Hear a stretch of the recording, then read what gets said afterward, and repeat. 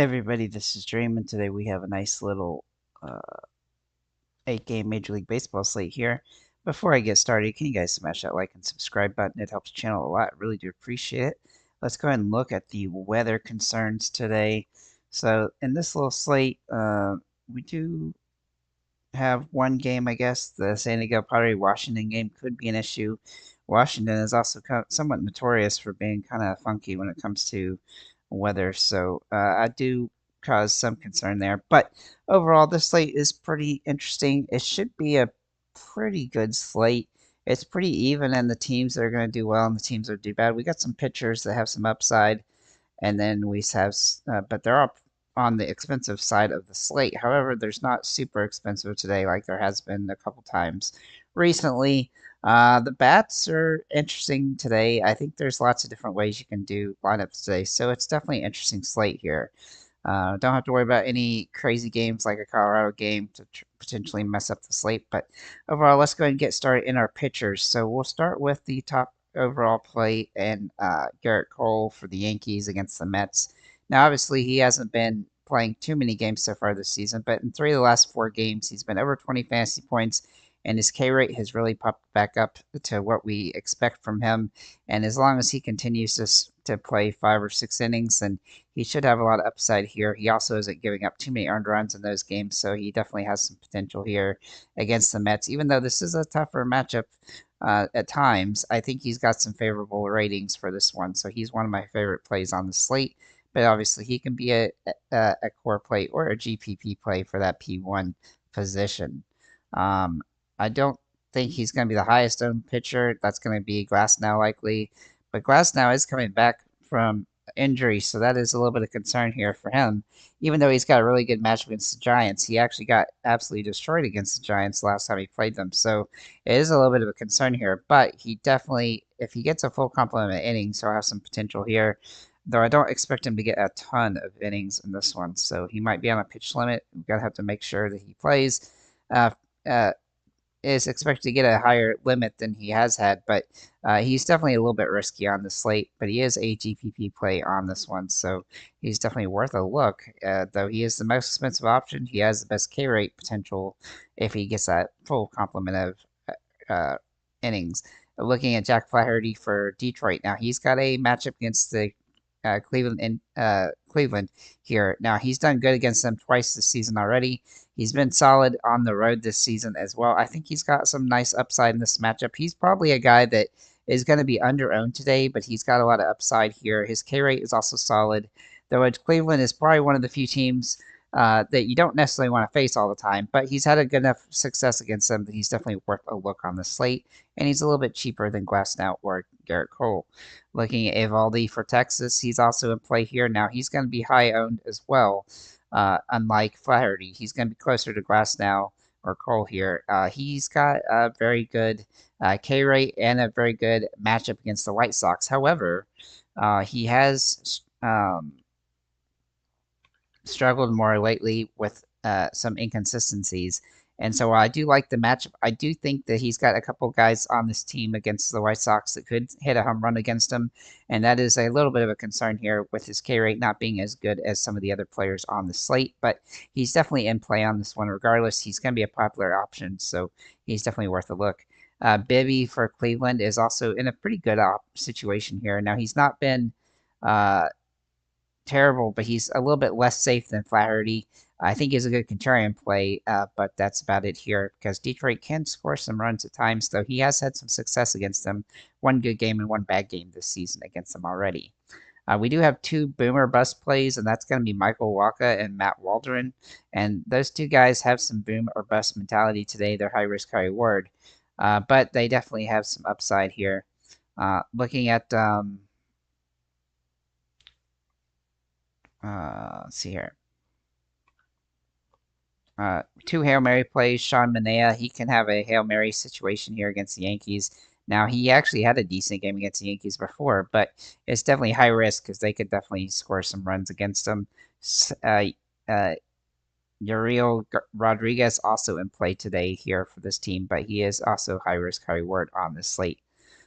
Looking at let's see. Let's get to the catchers here. Sorry about that, guys. So I do have some bats here in my lineup already with Pasquantino, Toscar Hernandez for the Dodgers, and Corbin Carroll. And these three all have absolutely fantastic home run metrics today and good hitting metrics in general. They're my favorite plays on this slate, so they're definitely worth a look here, though they do carry some risk. As they are a little bit pricey here. There's not much value on this slate. I mean, there's a few good value plays, but it's going to be hard to find sub $4,000 plays on the slate, but there's definitely a few, and I'll talk about them as I go. Looking at catcher, Will Smith does jump off the page as the top overall play. He won't be super high owned though, so that's going to be an advantage if you can find a way to utilize him, though he's extremely expensive and going to be hard to roster.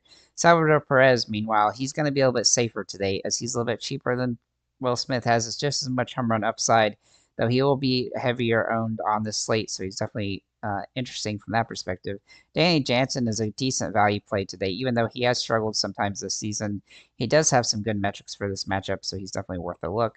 Looking at first base, Josh Naylor for Cleveland is the top overall play at this position, though he is fairly expensive and he has been struggling lately.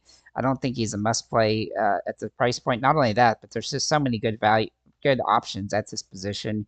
You don't necessarily have to pay over $5,000. But because I do like Vinny Pasquantino here a lot, he has absolutely fantastic metrics for this game. He's been inconsistent lately, but he definitely draws home run upside, and he's been good against Arizona so far this season, so he's definitely worth a look. The other guy I really like here, though, is Vlad Guerrero Jr.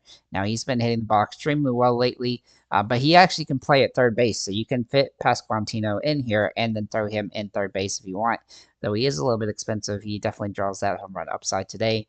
A little bit more of a value play here, Isaac Paredes. He can also play first or third.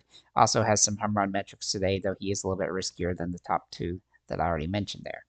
Uh, Overall, I do think that the first base is kind of tight when it comes to it has a lot of good options. They're just not super cheap, and so I think it's probably a position that you want to pay in the $4,000 to $5,000 range for. Looking at the catchers, I should mention that I would definitely try to pay down at that position because I don't think anybody outside the two expensive options really have a lot of home run potential or even good hitting upside. So looking at second base. Marcus Semien does come off the page as the top overall play for Texas. Now, he does have a good matchup here. He has home run upside. He's been hitting the ball pretty inconsistent this season, but he's got a good matchup against the White Sox, and he should be able to do well here. His team is one of the best teams to stack on the slate as well. Now, Miguel Garcia does not have the best home run metrics today, but he has been hitting the ball well, and he's got good fantasy potential on the slate, so he's definitely worth a look, but he's a little bit high risk, high reward. Andres Jimenez is kind of in a weird position for Cleveland. I do think he draws some good hitting metrics today, but he's not a huge home run threat. Brandon Lowe, also in play for Tampa Bay. He looks really solid today as a home run hitter. He's been hitting the ball very well lately, and he definitely draws some good upside here. And he's also been good against Toronto this season. Uh, this position is super deep. Xander Bogaerts also in play for San Diego, despite not having a home run upside. He's got a lot of multi-hit potential. Luis Garcia Jr., if you want to go to some, um, where'd you go? Luis Garcia. Okay, for Washington. If you want to go to Washington, he's definitely one of my favorite plays from the team outside of Abrams, so he's definitely worth a look today. And then a really nice option today as a cheap play is Torres for the Yankees. He looked decent yesterday, and then he had a home run, and he looks decent again today. Obviously, he's not the hugest home run threat, but he's playing decently well, and he's nice and dirt cheap today, so he's definitely worth a look. This position is full of good value options, so I think it's probably good to pay in that 35 to 45 range, or go with Torres. But I think that there's just a lot of good options at this position and that range, and it's definitely doable today. Looking at third base, we're going to see a lot of rolled over from the past couple positions with Vlad Jr., Miguel Garcia, and Isaac Paredes. But we could also look at Jose Ramirez as an expensive option for Cleveland. He's been absolutely phenomenal lately, and he has really good home run potential, though his price is extremely high today.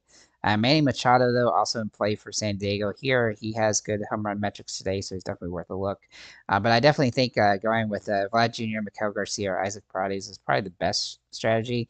Though you can go cheap at this position, as there's some value with Chris Taylor and Raymond Urias from Baltimore as well. Looking at the shortstops here, this position is expensive at the top, but we do have one value play that we do like. So Bobby Witt Jr. has obviously been absolutely phenomenal lately. Has he had a bad game and since the All-Star break? Nope, he hasn't. So he's been extremely good even before the All-Star game, and he looks like he's gonna keep continuing that. So I do like him here, but I do like C.J. Abrams as well. He's Washington is a stackable team today, even though they aren't typically. He's been hitting the ball decently well, and he does draw favorable metrics in this matchup. Corey Seager has not been quite as good lately as we'd like, but he does have that home run metrics today, so he's definitely worth a look. And then a value play here, Anthony Volpe for the Yankees. He does draw absolutely fantastic metrics for this game, and I think he's a guy that I really wanted to make a core play as he's been uh, uh, kind of hitting the ball very well lately. So I think he's somebody you have to consider at this position, and he's nice and cheap. You know, you could also mix in Kiki Hernandez as a kind of a Hail Mary cheap play at this position as well. Looking at outfield, so I was really disappointed. Outfield doesn't look great today, and so I do think you need to pay up a little bit here just because there's some good options that are expensive. But you can go cheap, and I'll mention those guys here. But Toscar Hernandez for the Dodgers. He has been really good in the last 10 games with 2 home runs, averaging almost 10 fantasy points a game. He does need to continue that, but he has absolutely phenomenal against San Francisco this season. He also is got that nice home run metrics at home as well, so I think he's going to have fantastic opportunity here to have another big game. He's just a really good player to consider. Corbin Carroll also looks absolutely phenomenal today, despite the fact he's been inconsistent this season. He's been hitting the ball better lately, and he's definitely somebody that I would consider here. Um, he just has really good metrics. It's hard to ignore how he's played lately. Adolis Garcia is a guy that I also like for Texas. Now, Texas does look really solid. He's been extremely burn or bust lately, though, so to keep that in mind. In fact, he's been that way all season, somewhat like Corbin Carroll. But he does draw fantastic metrics here, so he's definitely worth a look, and his price has come down some. He was very close to being a core play as well, but it's just hard to roster this many guys in these price ranges here. Some value-ish options here. Josh Lowe. Um, for Tampa Bay. Looks very interesting today. He does draw some favorable metrics, and he has nice upside here. Then we have Jesse Winker for for Washington, and he definitely draws some good metrics today as well. Not so much home run, but just good hitting. And if you want to go up against Evaldi, one guy to do that would be Eloy Jimenez for the White Sox, as he does have home run metrics on the slate. Stephen Kwan is expensive, but the way he plays right now, he has been pretty phenomenal from a fantasy perspective at times, and he actually hit a home run yesterday, which he doesn't hit a ton of, but he also has that stolen base potential, so he's definitely worth a look on the slate, though he is extremely expensive. He's a contrarian play today. And then Miguel Rojas Miguel Vargas for the Dodgers. He does draw some good potential on the slate. Not home run threat, but has multi-hit potential, and he's nice and cheap that can help you pay up at the positions. So with that said, guys, thank you for liking, commenting, subscribing. If you have any comments or questions, feel free to leave them below, and have a nice day, guys. Let me get to the comment here. Yo, any position that is weak today, how do you feel about Baltimore stack? Baltimore is kind of inconsistent recently. I don't love the matchup here, but they do project okay, but nobody really jumps off the page as a must play by any stretch. As for the position that's weak today, maybe third base a little bit. Catcher's definitely weak, and outfield is weaker than it should be based on all the teams that are playing. So that's what I would say. What I would say to that. So with that